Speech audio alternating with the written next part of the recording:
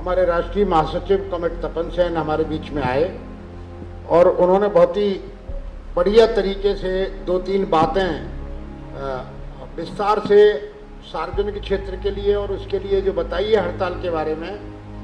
और उन्होंने बात करते हुए जब जिक्र किया कि एक दिन भी बेकार नहीं जाना चाहिए, और जब ये सब प्रधान ने और तपन साहब ने भी जिक्र कर दिया कि एक दिन भी बेकार नहीं जाना चाहिए, और 30% लोग जो किसी भी संगठन के नहीं है वो भी हड़ताल पर थे, तो इसलिए थे कि हमने अभियान चलाकर अपना पर्चा भेज दिया था और ये बता दिया था कि हड़ताल क्यों है। वो भी जान गए कि हड़ताल क्यों है। तो इसका लुब्बो भाव ये है कि हम लोगों को एक व्यापक तरीके से अभियान चलाकर ये करना चाहिए। ये देश हमारा है, लोकतंत्र हमारा है, लोकतंत्र खतरे में है, देश खतरे में है, और हमारे लिए बने हुए सारे कानून, श्रमिकों के लिए बने हुए कानून खत्म किए जा रहे हैं। तब हमारी जिम्मेदारी बनती है। 28-29 को किसान जब संयुक्त किसान मोर्चे ने समर्थन करने का आह्वान किया है आंदोलन का, तो हमारी जिम्मेदारी बनती है कि हम किसान संगठनों को भी, किसान नेताओं को भी अपने साथ लेकर इस अभियान में चलें। ये हमारी आपकी जिम्मेदारी बनती है, इसको करेंगे। ये विशेष ध्यान रखने की जरूरत है कि 28 तारीख को 28-29 की हड़ताल में, अब वो ऐसी हड़ताल नहीं कि हम लोग हड़ताल करते हैं तो कोयले में क्या कहते हैं, घर से ही मत आओ, घर से ही मत निकलो, और भी जगह कहते हैं घर से ही मत आओ। हमारा ये कहना है अब ये कहो कि घर से तो निकलो, खदान में मत जाओ, लेकिन एक जगह पे इकट्ठे होकर बताओ कि हम हड़ताल पे हैं, सड़कों पर है, ये जरूरी है बताया जाना। इसलिए बड़े बड़े जुलूस निकलना चाहिए, ताकतवर जुलूस निकलना चाहिए, हाँ, बड़े बड़े जुलूस निकलना चाहिए। ये काम हमको करना चाहिए। 28 को लोगों को लगे कि हाँ हड़ताल है, देखो ये जुलूस निकलना है। और कॉमरेड, इसके साथ साथ हमको हड़ताल की कामयाबी के लिए ये सारे पर्चे, पोस्टर, ये सब कुछ करेंगे, लेकिन 23 मार्च को भगत सिंह शहादत दिवस है।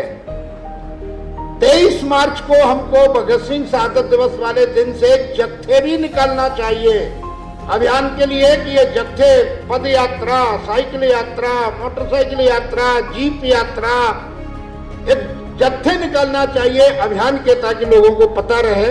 ये काम हमको ये बहुत त्यागत तरीके से करना चाहिए। कॉमेट, हमने कूपन छापे पहुंच गए होंगे, उसका 10 रुपए, 20 रुपए, 50 रुपए, अभी ये राज्य का और पूरा काम करते हैं तो उसके लिए फंड की आवश्यकता रहती है। और तय क्या किया है?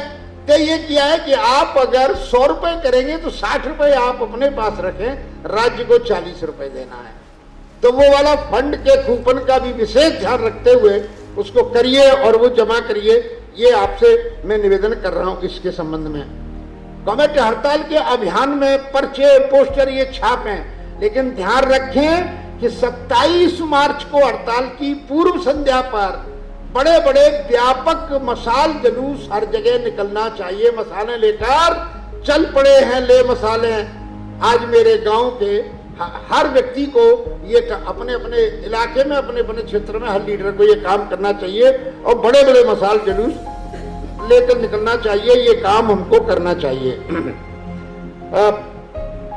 मेरा आग्रह यह है कि बहुत सारे लोगों को ये बात आवश्यक रूप से कि 13 मार्च से पहले, मैंने एक सांस में करीब 8, 9, 10 बिंदु हैं आपके बीच में रख दिए, कोई किसी ने नोट नहीं किए हैं, कर लें उसको। 13 मार्च तक अपने अपने क्षेत्रों में जुलूस निकालकर, जत्था ले जाकर, प्रतिनिधि मंडल ले जाकर हड़ताल के नोटिस जरूर दे दें। हड़ताल का नोटिस दोगे, उसका प्रचार होगा। आज क्या हुआ, अपने कारखाने पर हड़ताल का नोटिस दे गए। हड़ताल कायगी हड़ताल, बोले हड़ताल है 29 मार्च की, इसका पता लगेगा तो 13 मार्च से पहले हड़ताल का नोटिस जरूर दे दें। और कॉमेट, इसके साथ साथ कॉमेट प्रधान ने बड़ी जिक्र करते हुए बताया था 4-5 जगह का, आपको मालूम है जब डिफेंस के कारखानों को सरकार ने निजी हाथों में सौंपा तो लड़ाई लड़ना शुरू किया। मालूम है उन्होंने अध्यादेश जारी करके वो सब कुछ खत्म करा दिया। और मालूम है क्या कहा? ये कहा कि ये निजीकरण करना नीतिगत निर्णय है और नीतिगत निर्णय लेने के लिए जनता ने वोट देकर हमें चुना है, तो हम ये नीतिगत निर्णय ले सकते हैं कि बेचना है कि नहीं बेचना है। आप बताइए, अगर वो डिफेंस के कारखानों के लिए हो सकता है तो बाकी के सारे सार्वजनिक क्षेत्र के उद्योग के लिए क्यों नहीं कर सकते? क्या हालत कर दी है आप समझ सकते हैं कि 100% लोग ने हड़ताल का समर्थन किया वोट डालकर, लेकिन वहां पर जिस तरह का स्थिति है आपको पूरी बात मालूम है, जानकारी है, बताते रहते हैं समय समय पर, तो इसको समझने की जरूरत है। और अंत में फिर एक बार सबको धन्यवाद देते हुए ये बताते हुए कि कॉमरेड 8 मार्च आ रही है, आज 6 को बैठिए, 7-8 अंतर्राष्ट्रीय महिला दिवस है। हम लोगों को अपने अपने तरीके से अंतर्राष्ट्रीय महिला दिवस में वो भी उनकी बड़ी व्यापक लड़ाई, और आपको मालूम है महिला दिवस के बारे में C2 की तरफ से अंतर्राष्ट्रीय महिला दिवस की शुभकामनाएं देते हुए और आप सब लोगों से इस आग्रह के साथ कि उसमें भागीदारी करें, उपस्थिति करें, अपने परिवार के साथ उसमें भागीदारी करें, महिलाओं को भेजें। 8 मार्च को अंतर्राष्ट्रीय महिला दिवस के बारे में ये आपसे आग्रह है। और एक और आग्रह है, 8 के बाद 9 मार्च को रीवा में सीमेंट के मजदूरों पर भारी दमन चल रहा है, वो बहुत व्यापक तरीके से लड़ रहे हैं। हमारी तरफ से एकजुटता व्यक्त की जानी चाहिए उनके साथ 9 मार्च को।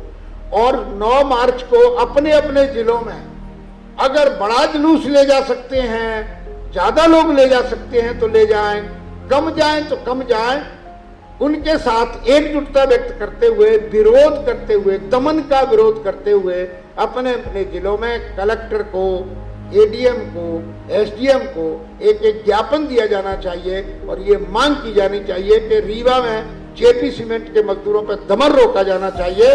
हम पूरे मध्य प्रदेश के मजदूर उनके साथ एकजुटता व्यक्त करते हैं, ये ज्ञापन दिया जाना चाहिए। ये सारी बातें मैंने आपके बीच में रखी, ये काम करना चाहिए। बहुत बहुत धन्यवाद देते हुए आप सबको खाने के पैकेट हैं अपने पास, खाएंगे और बाकी राज्य कमेटी के साथी रुकेंगे। बहुत बहुत धन्यवाद। ये विस्तारित राज्य कमेटी बैठक है, तो पाताखेड़ा के जितने कॉमेड आए हैं सब बैठक में रहेंगे। बीएचएल के लोकिन के अलावा 1-2 साथी और रहेंगे। कोको कोला से जो अध्यक्ष महासचिव दोनों रुकेंगे और ठेका मजदूरों के 2 साथी रुकेंगे। रेमंड्स वाले सभी साथी रहेंगे, गुना वाले सब साथी रहेंगे, इंदौर वाले ये 4 साथी।